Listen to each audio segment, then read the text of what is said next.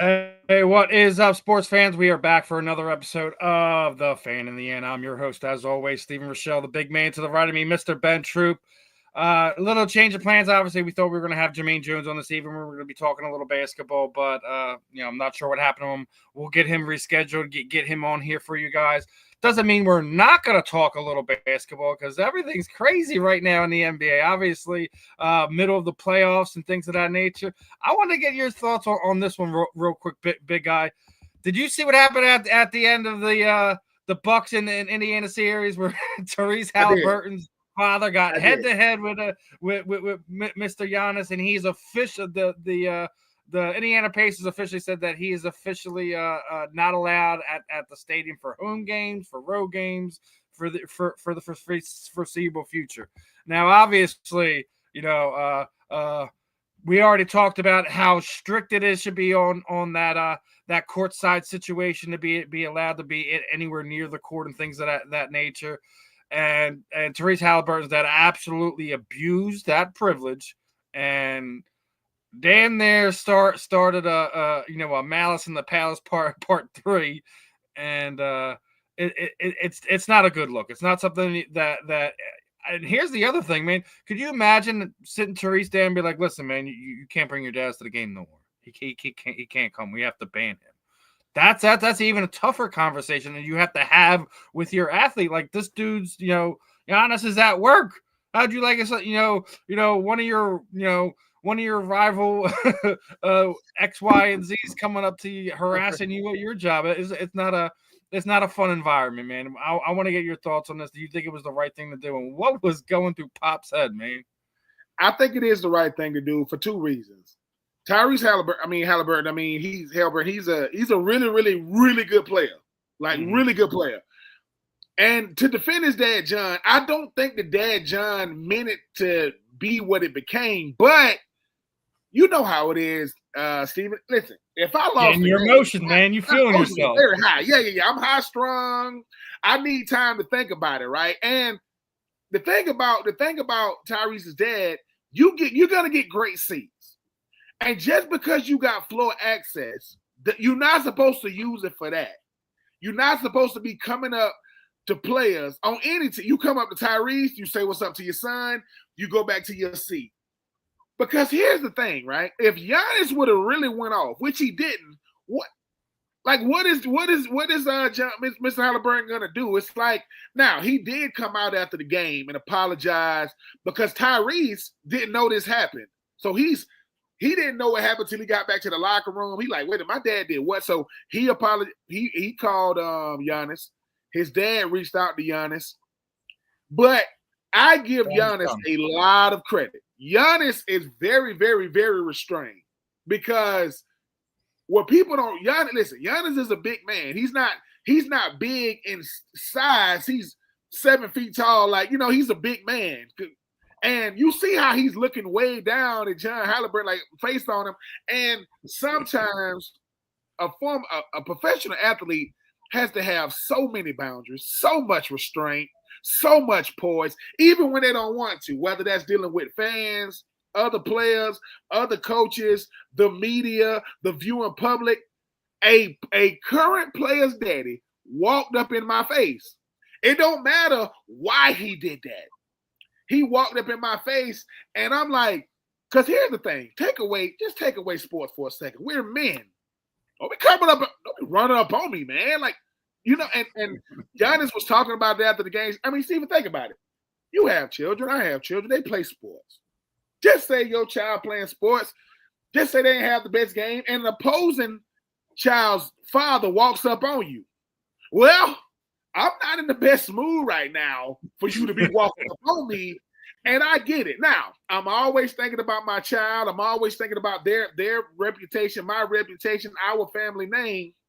But in that current setting, I'm thinking violence, man. I'm not thinking restraint. But for Giannis, he had to address it after the game.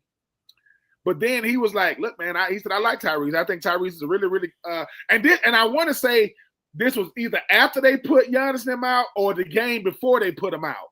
The Pacers. No, it was the game they put him out. It was the okay. game So we won one game in the series. So we literally got embarrassed. This is our second straight year.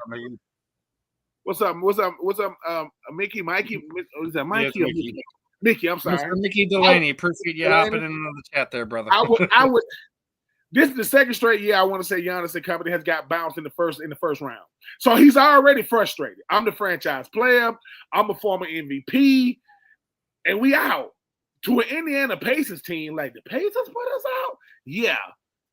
So yeah, I give Giannis a lot of credit, but I think the league banned John Halliburton, Tyrese's daddy, for other parents. Hey, listen, John Morant daddy, look, and guys like you, we get it, man. That's your son, and they just had a moment. But you can't do what you would do at a family barbecue and a family reunion. This is the NBA. That is Giannis Antetokounmpo. Don't do that, because if Giannis would have did anything other than what he did, we're gonna villainize him. Oh my God, what's wrong with Giannis? Because the one thing that people don't give professional athletes is this: they don't get an opportunity to be human. They can't have human moments and mistakes. Not when it comes to fans. Fans, listen. The heckling that goes on in NBA games is crazy. If you can hear some of the stuff that some of these fans, I mean, we already seen it like a few times where players, gotten people removed. They talked to Russell Westbrook after a game, and he was just like, "Listen, the stuff that's being said, it don't belong nowhere." So, like, we already know that the courtside chatter from the rowdy fans sometimes gets above and beyond anything that is considered normal chatter. Yeah, I credit to Giannis. Giannis is wise beyond his years. Giannis is still one of the faces of the NBA. For him to have the career he's already had, being an international player. I remember when he got drafted. I mean, he used to be like a ball boy. You know what I'm saying? Like, these guys have come a long way. But once again, the last thing John Halliburton want to be for his son Tyrese is a distraction. Look, man, this is my son's moment. This is his team's moment. I don't want to make it about the circus and theatrics. I get it. I was very pumped up and excited that my son and the Pacers just put him out. But I got to yell at Giannis from afar. Don't, because there are certain things, Steven, that you never think is gonna happen. Like, yeah. I mean, Giannis probably didn't see him until he got all the way up on him. And if you Giannis, you think, dude, I don't know what this dude gonna do. Like, I don't know what he's gonna do. And yeah, thankfully he put his hands behind his back, so no matter what was said or whatever, that no one thought Giannis did anything. So yes, it's so unfair to the athlete, because it's almost like people waiting for him to do anything. Mm-hmm. If he would have poked at him in the face or pushed him. And like I said, Tyrese didn't know nothing about this till he go back to the locker room. He like, my dad did what? It's almost like, Dad, come on, man. And let me say this: while being a professional, and my mom and dad, yes, I'm their son, there, being the father or the mother or a guardian of a professional athlete is rare. Don't take the moment away. You know what I'm saying? Don't take. Listen, that's Tyrese's. That's his moment right there. You stole a moment that should have been like, hey, like Tyrese, slayed the Greek freak. So I mean, like, listen, that you're stealing thunder from your kid's moment at the same time. Yeah, you got it. And that places such a focus on the parents. We have just as big of a responsibility as our kids out there on the court or the field or the diamond. Mm-hmm. Whatever, we got to make sure that we're listen. I got to have his or her best interest in mind at all. No matter what I see or feel, I got to still do it from the background. Because once, most parents you wouldn't even know unless they're interviewing you, unless your parent, mom or dad is famous. Like if you are Jason Taylor, you know what I'm saying? If you are Deion Sanders, well, you already been the limelight. Most parents that come to the game, unless you Dale Curry, the father of Steph, I get it. We shouldn't know who Halliburton dad is. I don't care what he did before. You don't want, because now every time he comes to the game, he might have a camera on him. Hey man, he's gonna have a camera on him. Watch him, because I don't want my son's professional experience or my daughter's professional experience to be overshadowed by me. I am a parent. I am in the background. I don't want to take no shine it was a crazy incident, but all credit goes to Giannis. How he handled it is we just got put out. Professional.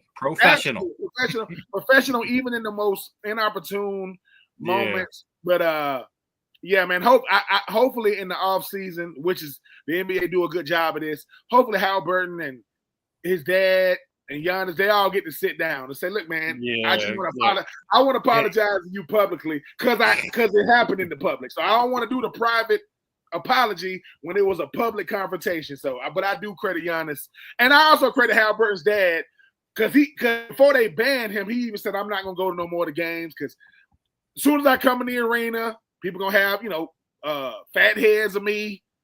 They got pictures of me up there in the stand. Now I don't need no John Halliburton section. So I'm happy that it started bad. It ended well. Yeah. So now the other side of this is the Western Conference. That the Flop James in the LA Lakers are out in 5, and we're already hearing the excuses. Oh, I sprained my MCL. Like, listen, dude, can this dude not just be the team leader and take the L on the chin? He cannot. He always has to put the blame on somewhere else. And listen, the GOAT conversation's over for him. It's over. He can play another 5 more years and break another 10 more records. It means nothing at this point in time because we're gonna get it. I'm gonna get into the right article. I just think the argument for GOAT status in any sport is absolutely BS. Like we have generational athletes, and me and you've been talking about this before. We have athletes who making their input on the game across the world. And there's and not to say LeBron doesn't have some of those qualities, but there's other qualities that he disqualifies himself for. Like when he's walking off the court before the game's over or after a bad loss or something like that, and there's still time on the clock. That's non-GOAT status right there.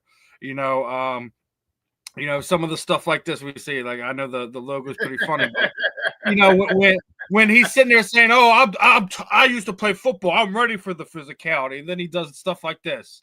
Like this is why you're not the GOAT. And like I sit there and say this, and it's the face of the league. And I think it's now time for guys like Anthony Edwards and things like that to step up. And I think now's a good time for him to either leave LA and do a one-off somewhere else where you want to, maybe you go back down to Miami and you set things right and do a farewell season there or something like that. But I think it's time to LeBron to pass the torch. You got your stats that you came back for. You got to play a season with your son. You're not the GOAT. I mean, look at his playoff resume when it comes to that. Missed the playoffs, eliminated. Like, come on, like he's first round exits, sweeps, things of that nature. Like, listen, he is he's been the face of the league since he got in it. He has his world championships. He has his MVPs. You don't got them scoring titles. You don't got defensive players of the like. There's little things that disclude you from this conversation. He is absolutely a generational talent. He's been a blast to watch for the good majority of his career. It's been like a satire act, like a bad movie you're being forced to watch these last handful of years, and no one can tell me any different. Love what he's done for the game in other aspects, but they call them the bronze sexuals. I can't stand these people that sit there and defend every other little thing for him. He is an amazing athlete. I think it's time for him to move on. What do you say, brother? Yeah, I agree. I agree with it.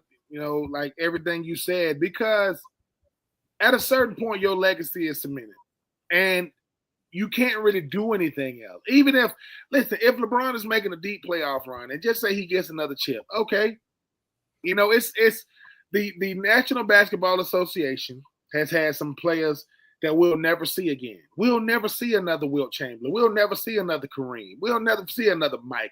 We'll never see another, Kobe or Shaq or Steph. And we'll never see another LeBron. We won't.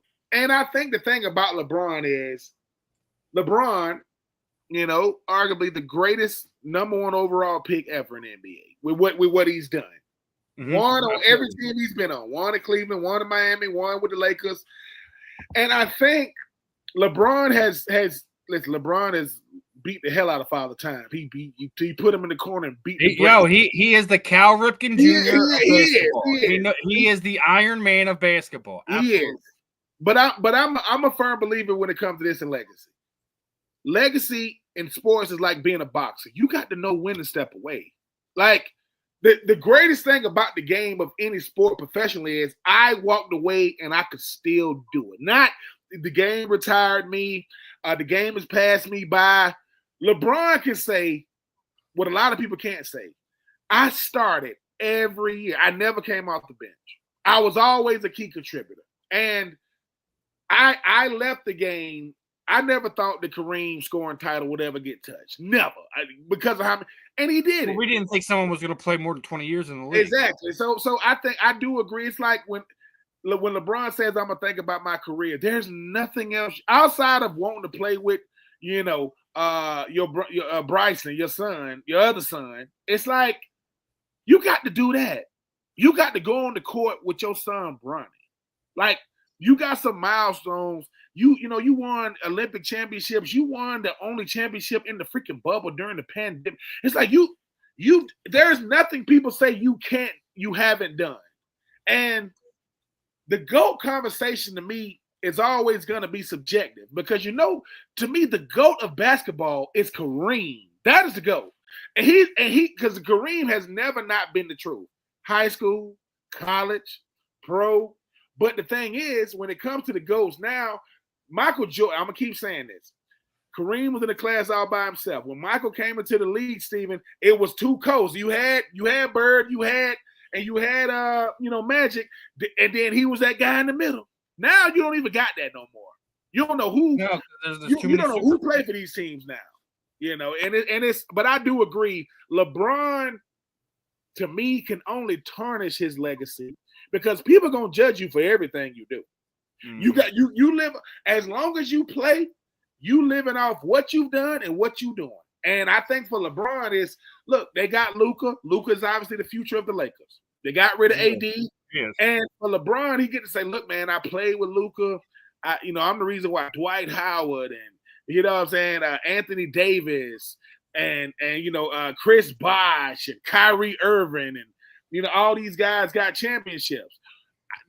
It's not about the best team in basketball, football, baseball is going to win it every year, regardless of the player.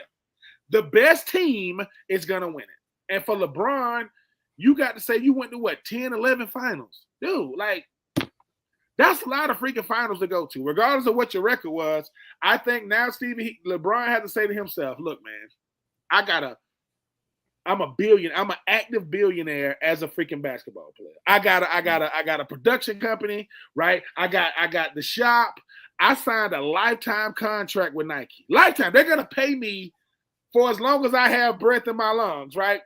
What else? You know what I'm saying? My kids. There's nothing else to do. My son, my podcast partner, JJ Reddy became my head coach. And drafted my son. Come on, man. Like, you know what I'm saying? Like, they're going to make my shoes even long after I'm done playing. It's like the LeBron James 26 or whatever it is at this current. Yeah, I think LeBron, if he came back for one more year, it'll be like when Kobe had his last year. And everywhere he went, people giving him tributes and all that. But there's nothing else you can do, Brian. And the one thing Brian shouldn't have did, I think, he should have did a lot of things. You don't got to call yourself. The GOAT is what we decide, not you. GOAT status. I think the biggest gripe right there. You just said it. GOAT status. Well, listen, what I say about myself is cool. But what we say about you, that's what it was. Because Michael Jordan never called himself anything. We did. He never called himself that stuff. We did.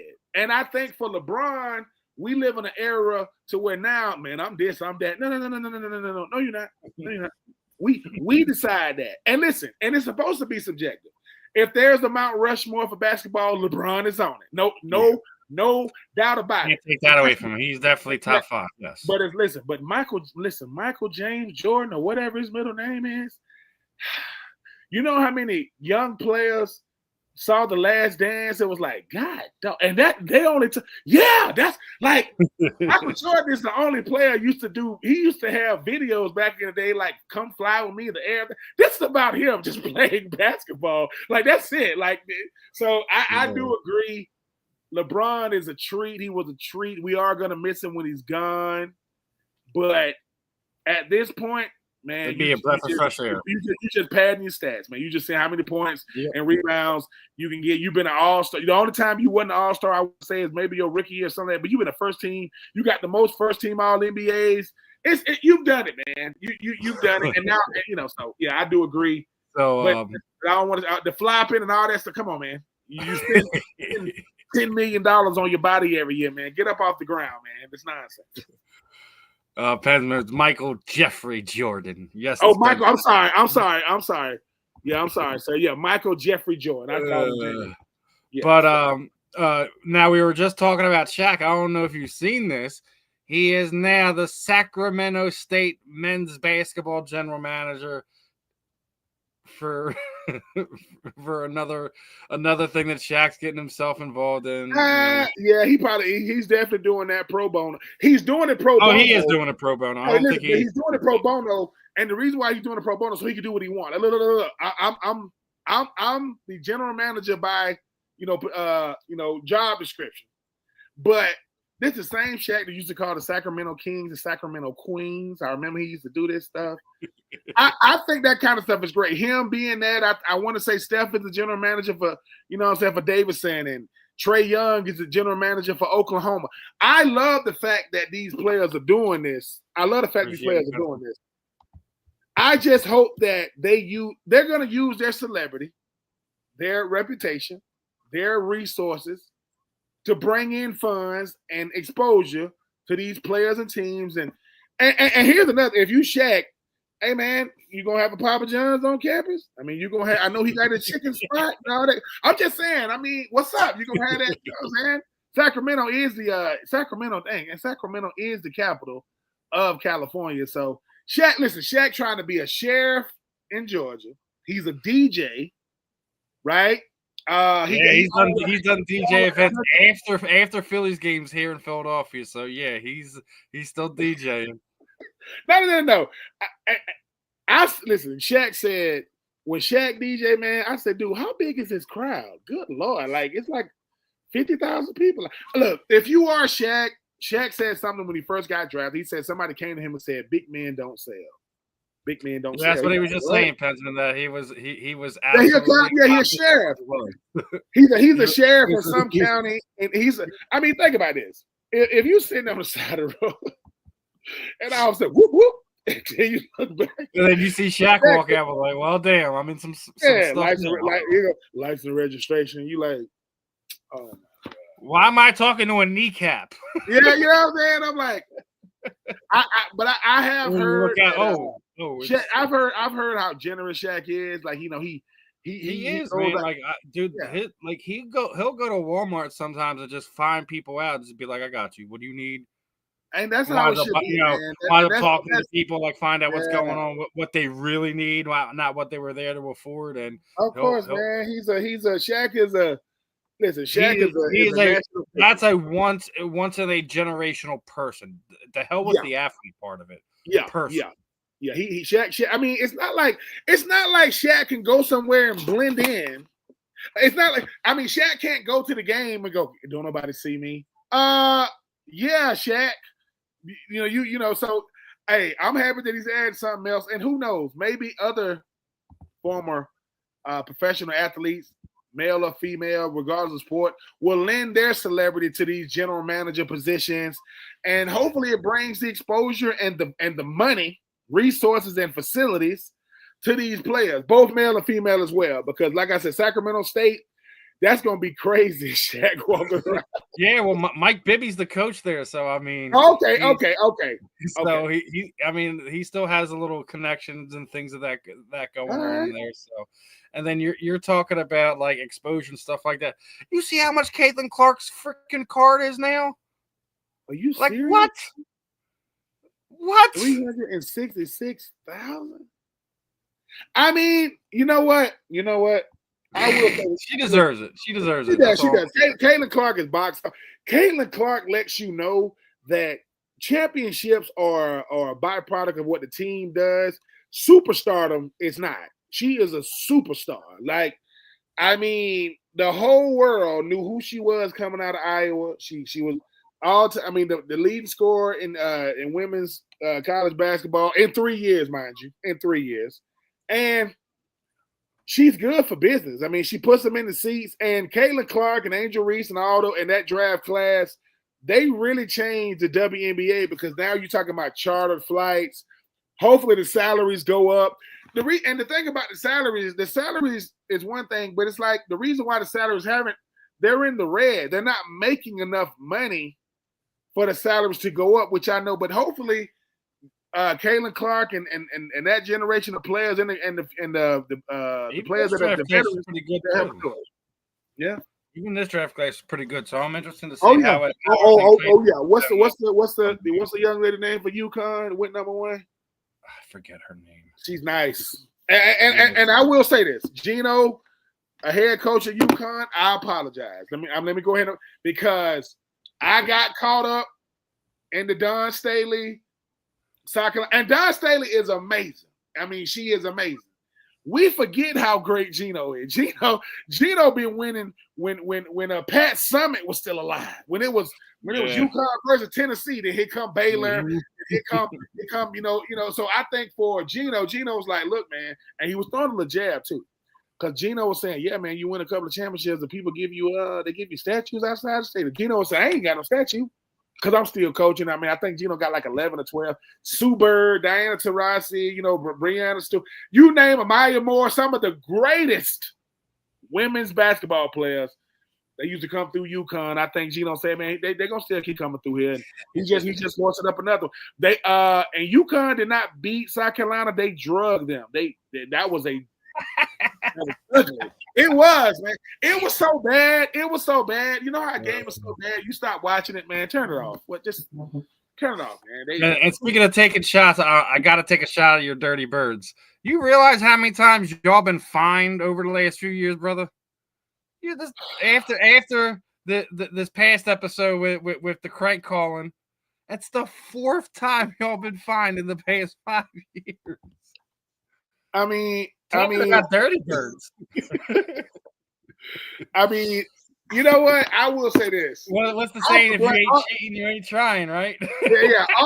That's probably why Arthur Blank, because Arthur Blank, he owns the Falcons and Atlanta United. He like, look, man, I need to be bringing money in from 2 different sports because I don't know what my team be doing behind. I don't know what. Listen, I used to get fined because of something that the players or the coaches doing. Now I'm getting fined from the sons of the coaches. We make prank calls. Let me tell you something too. To all of you youngins out there who have daddies who are head coaches and position coaches, that's not going to be no trend now. We ain't finna start the prank calling during the freaking draft. That's some of the dumbest stuff.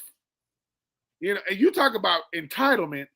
You got Shadur Sanders' number and called him for it. We're gonna call him and we're gonna call him. That was what? That was $350K there for that one. Yeah. Y'all got fined $250K and a 5th round pick for tampering with Kirk Cousins. Then I think it was last season y'all got fined $100K for the injury report violation on Bijan Robinson, and then you got another $350K for illegal crowd noise. Pumping crowd noise in the stadium. We are pumping crowd noise, and it ain't even working. That's the crazy part. You're pumping in the crowd noise, and people are like, hey man, are we winning these games? We pumping the crowd noise? No. So we're just pumping it for nothing. Yes. Man, at least win the game. Did we win those games? No, every time we pump the crowd. So why do we keep doing it? Well, and we just got fined for it. Like the guy that was it was a guy that was standing here. He said he had a vent staff on his shirt. Come to find out, he was working for the NFL, the NFL officers. He didn't work for us, and he was like, "Yep, I saw him do it." Come on, Atlanta, man, we got to be better. We ain't even good at cheating. We ain't even good at that. God, come on. At least be good at it. At least do it, win a championship, and then Netflix comes in and exposes everything. Like back when Houston and Altuve and them won the chip, and they had all them freaking trash cans. At least win the thing, man. We can't even pumping crowd noise and we still losing. Stop it. Stop the man. And now let's get into some actual NFL news from this week. Let's start off with the elephant in the room. Justin Tucker was finally released.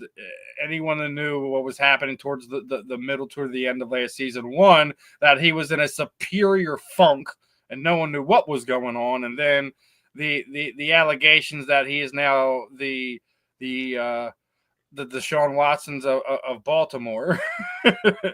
And he's got some legal troubles going on there. And once they drafted a kicker, you already knew the writing was on the wall that he was going to be released. It was official this week. The Baltimore Ravens made their statement. Is this like the biggest fall from grace in a city that we've seen in a player over the past 5-10 years? It's up there. It's up there. Because Justin Tucker was a superstar. He was a kicker, and which is hard to say. I mean, when I think about superstar kickers, I think about like Adam Vinatieri, like superstar type guys. And the thing about could the drop off be because of all the legal stuff going on behind the scenes? Maybe, yeah. But I think that the Ravens did their due diligence. I think that they did their own investigation. They was like, dude, they're gonna keep coming out. It's like they're saying, look. It's not, you got the ones that already came out, but it's going to be more. And the thing about it is, somebody showed a clip of Justin Tucker. Justin Tucker, for those you don't, he's an opera singer. He can sing. He sings opera in the off season, and he raises money for the Catholic Church. When I saw that, I go, who cares? I don't care. So he can sing opera. Great. That ain't got nothing to do with these allegations. And let me tell y'all something. For those of you who saying, it's allegations, innocence until proven guilty. Not in pro sports, it's not. Nope. No. That's in life. Innocent until proven guilty. I believe with Justin Tucker, the NFL, the Ravens go, look, man, how bad could this potentially hurt us? It could hurt if we keep him on the team and he is found liable, guilty of this. Because if you recall, Deshaun Watson was already gone from Houston. When this stuff was going, they let him go then. So that's then Cleveland signed him like an idiot. Yes. So I think this is a masterclass in damage control, even from a superstar, future Hall of Famer kicker in Justin Tucker, because Harbaugh said, look, man, my legacy could be tarnished by one player. And I don't know who that player could be, but it's not going to be Justin Tucker. I guarantee you. Well, no, I think it makes it official now, right? Jake Elliott's the best kicker in the NFL right now. Hey, that's some huge shoes to fill. But I just but you got to remember he now holds the record for most field goals made in the Super Bowl because he's been to 3 of them.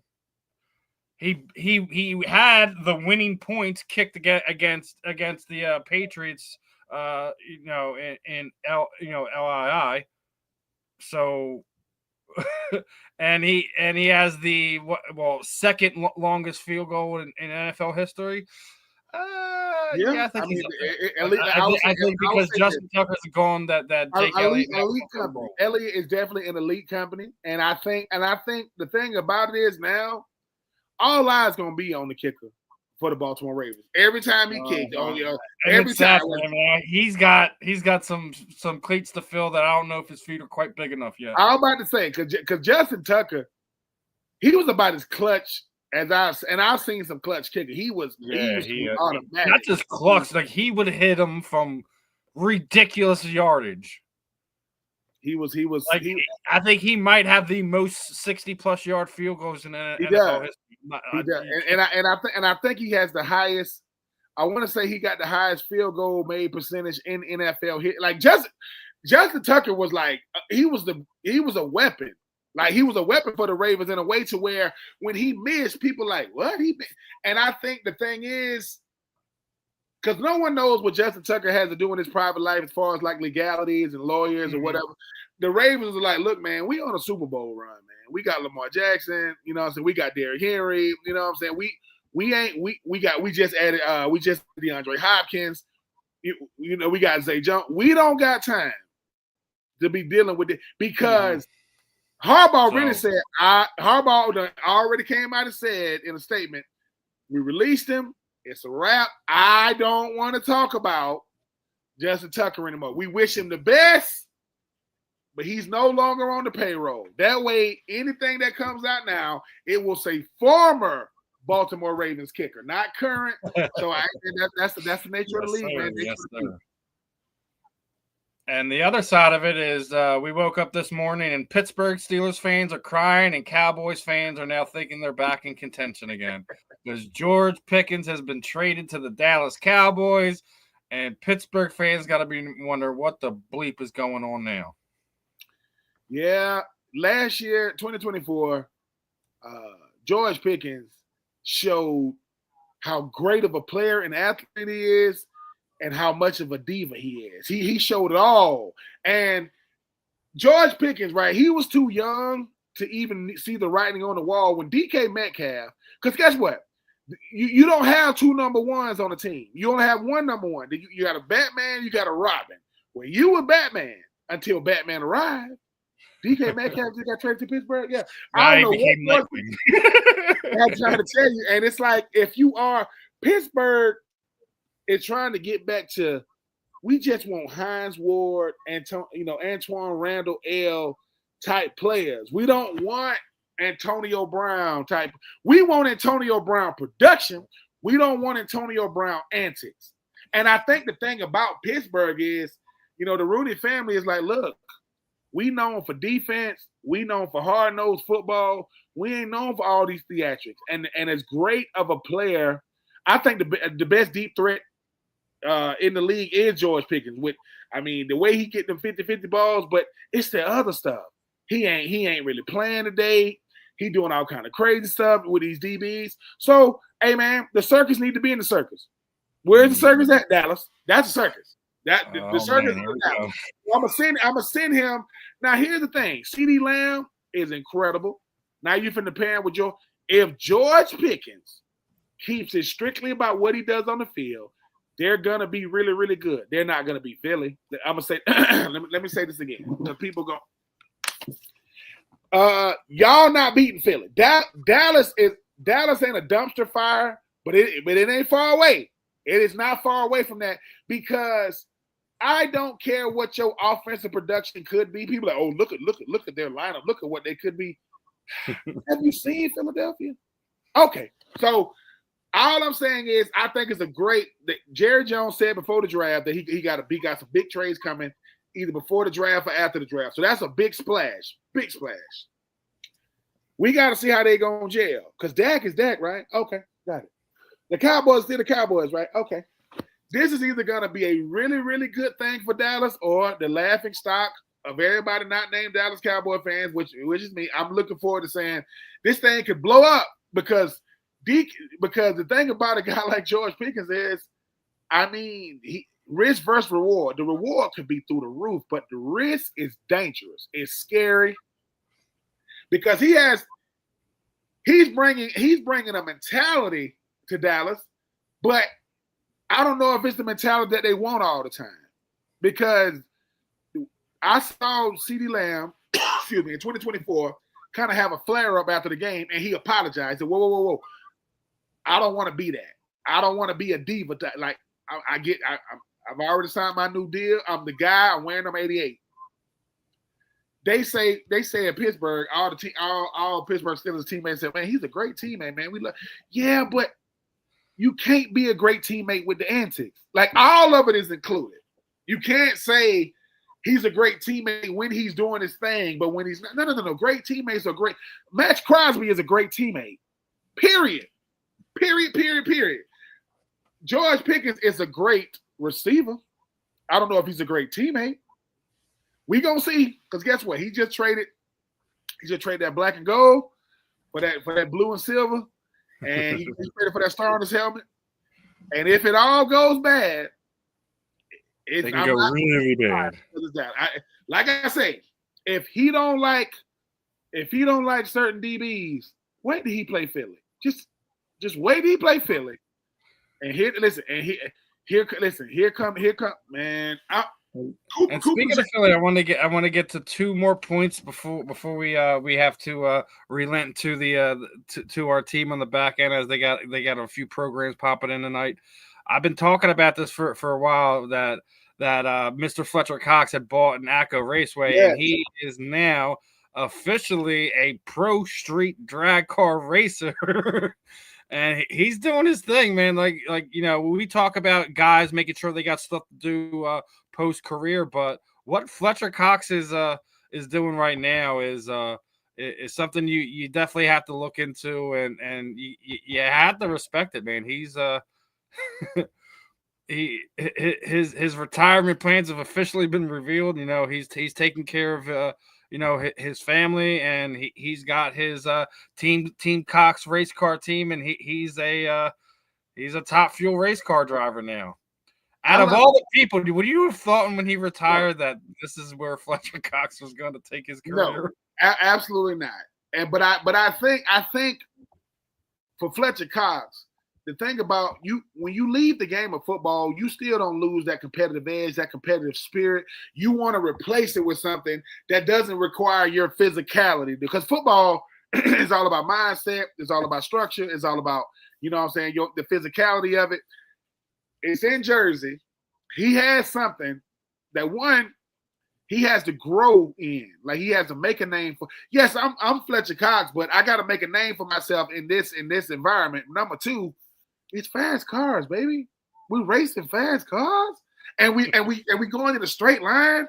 I think it's the one that got. I don't know if it's the one that got the parachutes that come out in the back. I don't think he's top fuel yet, but it's got. If you looked on the back of it, it's got wheelie bars. It's got the parachute. So he's getting up in that 300-mile-an-hour range. So he's flying down the track, brother. I'm happy for Fletcher Cox, because he gets to put his name, his dollars, his research, his resources into a business that used to be thriving. It went away. Now he's bringing it back.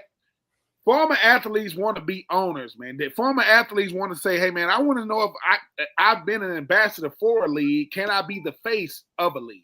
And he's trying to be the face of it.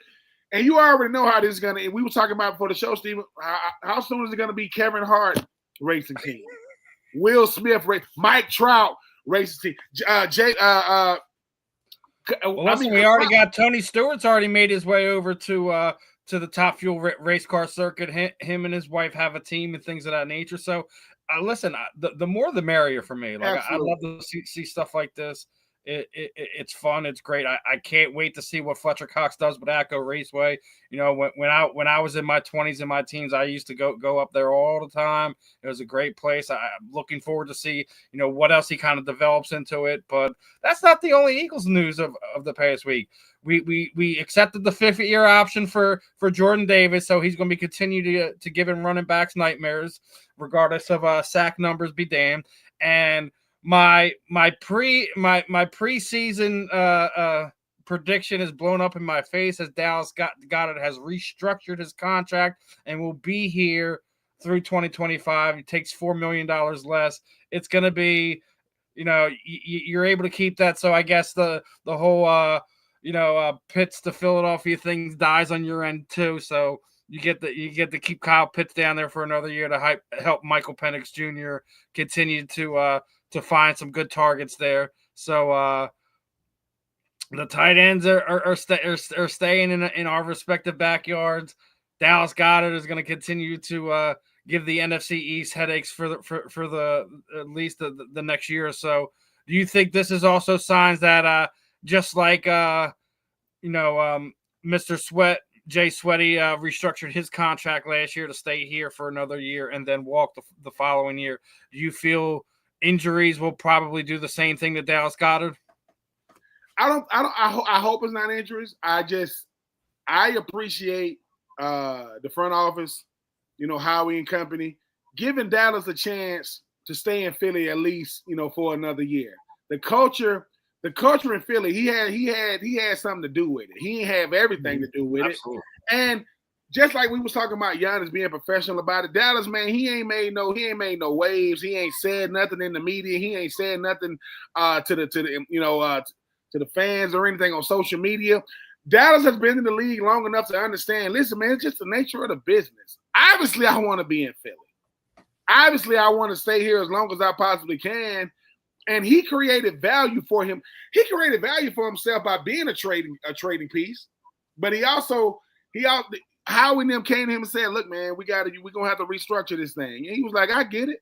And that's what every player wants to do. You want to build up enough sweat equity and the stripes on the wall that, you become a tradable piece, but you also want to have front office come to you and say, look, man, this is what we're looking to do. And he understands it. Dallas understands this is a young man's league. Now, this is 2025, going to 2026, that we talking about. Now, if this is a year from now, we talking about totally different, because sometimes the first Super Bowl Philly won, it was a three-headed monster, at tight end, and I think that now what Dallas has done in a very, very crowded offense, only has one ball, AJ, so you talk about Dyson, you talk about, Devontae, you talk about Saquon. Dallas, when he is at his best, he's getting them one-on-ones and he can hurt you. So, yeah, I'm happy for Dallas, but I know that they lurking for Kyle Pitts. Somebody's lurking for him. He's from Philly. and Howie would love to sign a former Gator like himself. So now 2026, we're gonna revisit this. He said, "Yeah, we're gonna revisit this at the end of next season." I'm just saying it right now. If it's breaking news and Kyle Pitts is a Philadelphia Eagle, I mean, I'm gonna be sad, but I'm gonna be, So we'll see. But no. But congratulations to Dallas. I know he didn't want to be nowhere but Philly. And he kept quiet. He kept his composure. He was professional about it, and he get rewarded for it. Look, man, we're gonna give you less money, but you still gonna be on this squad. And who knows, man? He might create value for himself in 2025, depending on how he plays and performs. But another year in that Philadelphia green. Another year in the green. And the other thing, did you see? Our owner, Mr. Jeffrey Lurie, basically, we revitalized the running back position. Now he said that we're going to bring back the fullback position, and I think, just like we were talking about with Luther last week, that the Eagles got a plan that if they kind of alter the way that we can run the play, i.e., being able to push the player, that I think they're going to go different ways. Your fourth round pick out of Nebraska played running back. You had what's the kid, Ben, begins with an S. He got hurt in the middle last year. They converted him from linebacker to fullback last season. Yeah, and then I think there's another guy on the roster that's also a fullback. Do you think that's a legit thing that you think that we can not only revitalize the running back position, but bring back the fullback? Because the fullback has been non-existent the last 5 or 6 years in the NFL. Yeah, I do think it can be revitalized, but it's going to have to be by committee. It's not going to be, you can look at what, Green Bay did all those years, what San Francisco still does now, what Baltimore used to do, what Houston used to do, what Tennessee used to do. Just like the running back position, we got to stop thinking that, tight ends can also play fullback. No, let them just be a fullback. And Baltimore does have a fullback. I'm sorry, they moved. It's a converted defensive tackle to fullback. It's a specialty position. It's a position that, everybody can't do, everybody don't want to do, but you got to. It's a skill position that a lot of people don't have. So I hope they bring it back. I really, really do. I really, really do. And I hope it's widespread because I think when it comes to the fullback position, Stephen, we haven't given it enough appreciation for what it is. And the best fullback most people are gonna think of is Mike Allstott, and rightfully so, right? Mike, when he was with Tampa, the fullback has to be more involved in just blocking, right? Throw him the football, put plays out there for him. Everyone forgets about like Tom Rathman and guys like him. You know what I mean? Everyone's forgotten about guys like Tom. It's not just the big 240-pound guy busting through the line and things of that nature. There's other things they do. They block. The West Coast offense fullback was kind of what kept the fullback position, I guess, relevant in the modern day. But you're right that you can't be continually asking the tight ends to do some of the stuff that the fullback used to. Well, the reason why I say it like this, they used to try to get me to play fullback in certain packages, right? I'm not a fullback. Just because I can perform certain duties. No, a fullback is your lead blocker. A fullback is a guy that wants problems. A fullback is your I can't think of his name right now. Michael Robinson. All those years when he was with Seattle, he was beast mode's eyes, right? I want a fullback. I want my fullback to be. Could you imagine if Saquon Barkley had a fullback? Look at what he does. Remember when Leonard Weaver was here? Remember when Leonard Weaver was here in Philadelphia? He was out in Seattle for all them years. Got unfortunately got injured. But there are guys that can play the fullback position and make an impact, not only the defense but help your offense out. Yeah, and like I said, when we put an emphasis on fullbacks, you're gonna see more fullbacks coming. Because even in college football, you don't see as many of them. Not because they're not readily available. They're not utilized. You're not gonna put guys out there. So you got the running back standing right there next to the quarterback. No, put that foot. Listen, get back in the high formation, right? Get back in the high formation with that fullback lead, because you look at what the fullback position means to Christian McCaffrey, who's ever playing running back for San Francisco. What the fullback position means to the Baltimore Ravens. Bring back the fullback, and here's ask running backs what having a fullback does for them, what it does for the offense, how much better, how much balance it brings. Because it's an extra blocker, either it's an extra receiver. On passing downs, there's an extra blocker on running and passing downs, and it's a chance to keep my running back, fresh, because he ain't taking hits by 2 and 3 people. It might, that's getting him one-on-one. So yeah, I am hashtag bring back the fullback, 100%. I hope it's going to be fun. I hope we do it, and it's just one of those things, man. So.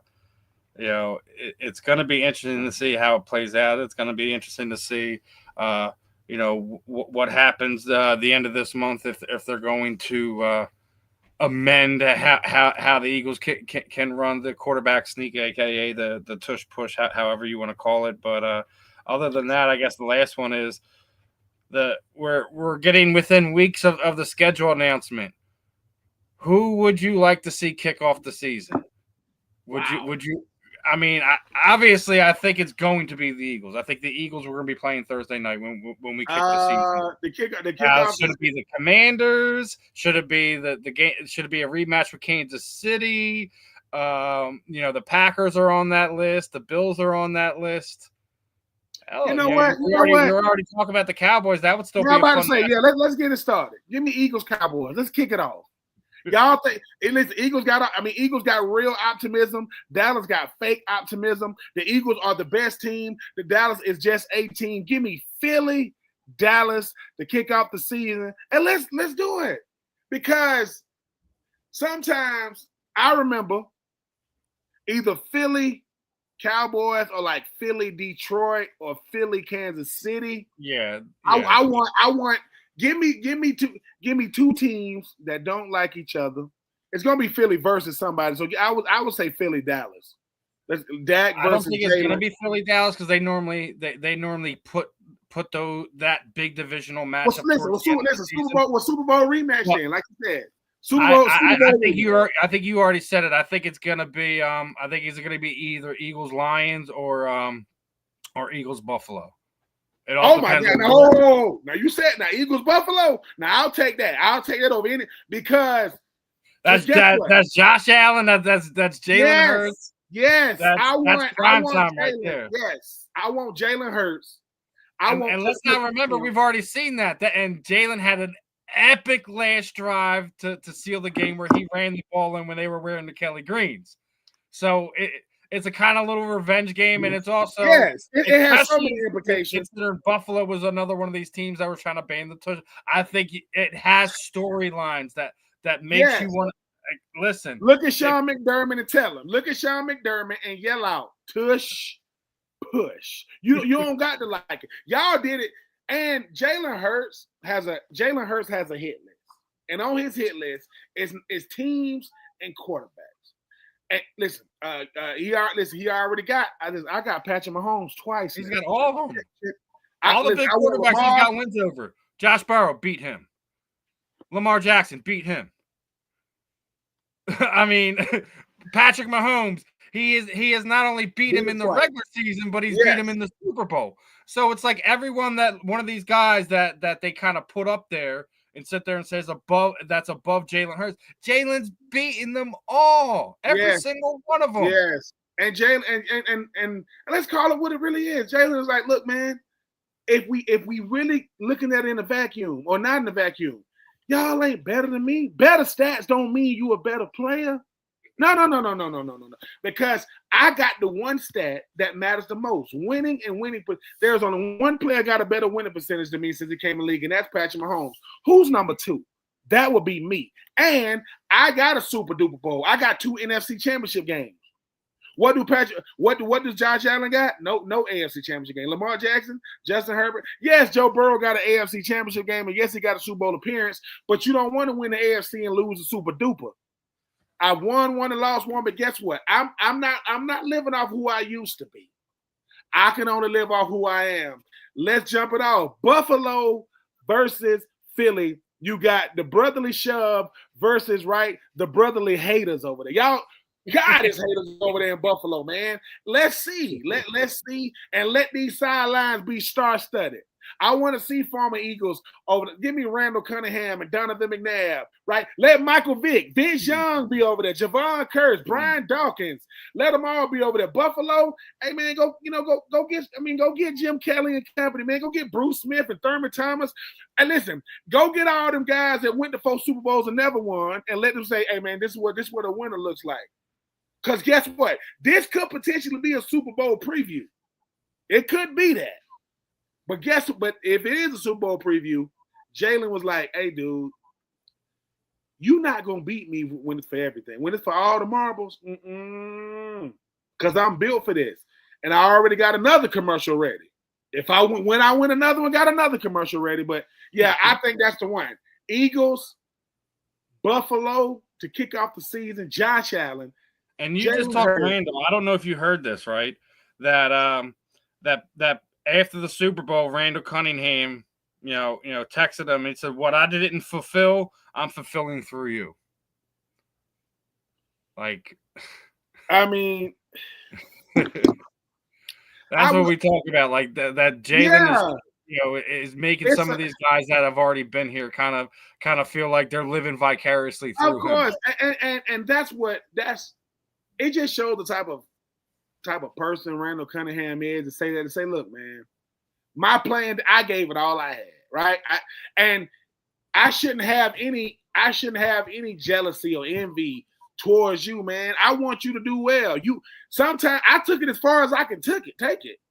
You just took it to the next level, right? And it's not like it's a level of, it's like Jalen doing what he's doing helps build more appreciation for what Donovan did, for what Randall did, to say, hey, man, they were incredible. But sometimes my best don't mean I'm going to win at all. Not Randall Cunningham, Donovan McNabb ran in the freaking Tom Brady when he finally made it to the Super Bowl in Jacksonville. That was a good game, though. Very good game with Terrell Owens, who played in the Super Bowl but didn't play in the NFC Championship game. That's a whole. Listen, all I gotta say is if Donnie doesn't go out and get drunk that night, we win that Super Bowl. Yeah, and I think the thing is about Philadelphia that I'm starting to learn more and more. Y'all have a true passion for the Eagles. It's not malicious, it's not nasty, and it's not one-sided. If they're playing well, they're gonna be celebrated. But if they are not, we gonna boo them. Yeah, we don't got that. You don't get that blind loyalty. No. Pat on the back. It's like mofo, get your butt in gear and start playing right. Yeah, y'all got true. Y'all are. Listen, in Philadelphia, ain't no participation trophies. Yeah. You either get it done or you don't. They do that in other places. Listen. I went to the University of Florida where we have 3 real national championships of football. There's a team in Orlando called the UCF Knights. They have a fake one. They have a fake national championship, and it is recognized by the NCAA. I'm just saying, nothing screams what the hell is going on more than to have Mickey Mouse with his little hamburger helper hands out there saying, "Go Knights." Y'all did not win the national championship, man. I'm just saying, I just had to throw that out there. No one wants. Reggie Bush said when they stripped him of his Heisman, he said that they called Vince Young and asked him, "Do you want the Heisman?" And Vince Young said, "No, man, that's Reggie's." Vince Young is a real one for that. And in Philly, hey man, they got real ones, man. You don't got to. Philly said, "Look, we ain't for everybody. We don't fit everybody. We ain't everybody's cup of tea, and we don't care. We want Buffalo. We want Kansas City. We want Dallas. We want Washington.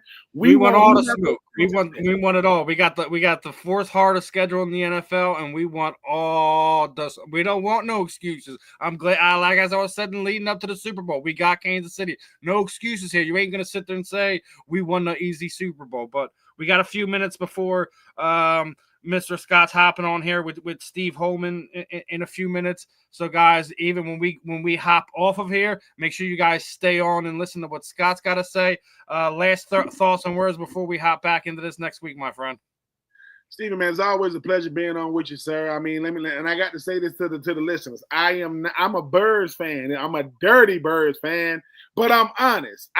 Philadelphia, listen, when people say, "Hey, Ben, people don't like greatness," I'm not one of those people. I appreciate greatness, whether it's coming from my team or not, because sometimes you got to have a barometer to say, "Hey, man, that's what great."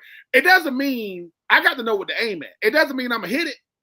But right now, Philly is it. You don't got to like it, whether you're in the NFC East, whether you in the AFC have to play them in the Super Bowl. Philly is getting it done. I believe they won the draft. I believe they did what they had to do. You replace Mekhi Becton with another former first-round pick at guard from the Houston Texans, and you use Chauncey Gardner-Johnson to do it. You had to add to your defensive line. You go over to get Ojulari, former Georgia Bulldog, from the Giants. I remember that. Then you get Jihad Campbell. Jihad Campbell was still there at 31. I mean, because I'm just watching the draft. I said, "Hey, man, who's up next?" They say Philly. When they said, "Hey, man, Philly just traded with Kansas City, they finna get Jihad Campbell." I'm just telling y'all, man, Howie Roseman is running circles around these other GMs, man. I'm just – And now, anyone who didn't notice that they weren't taking his phone calls, he was trying for an hour to trade up and get Campbell, and it just couldn't happen. There was videos of him sitting there talking. He's like, "I'm trying, Jeff. I'm trying. They're not taking my calls." But like I said, I told y'all that week they weren't going to be drafted at 32. They moved up. They got Jihad Campbell. They got more depth there at linebacker. Couldn't ask for a better draft week. I'm looking forward to the next few weeks to see what other interesting stories and tidbits hop out there. Other than that, guys, make sure you're tuning in for Scott. Ben, last thoughts there before we let it go. Man, it's a pleasure to be on. I think when you start talking about something like the fan in the end, and people be asking me, "Ben, what can I expect from the fan in the end?" I say, man, enthusiasm, energy, insight, right, and truth tellers. We're gonna be truth tellers through storytelling. And if you don't like the truth, don't come holler at us. I mean, listen, you got a Bird fan and a Dirty Bird fan, on the same platform, and hopefully one day you can ask for better, man. Yeah, that's what I'm saying. Listen, and shout out to Fletcher Cox, man. I'm happy for what you do for your family, and I'm happy that you found something to replace football, because I think the hardest thing about football is not the games itself, it's the atmosphere it brings from the locker room to your teammates. Hey, man, if you're looking for Fletcher Cox, man, he going 300 miles an hour on a track near you Be careful out there, though, man. Be careful out there. Yes, be careful, my friends. If you're keeping your racing on required strips for that. But I'm Steve. He was Ben. This was another episode of the Fan in the End. We will see you guys next week. Peace out, my friends.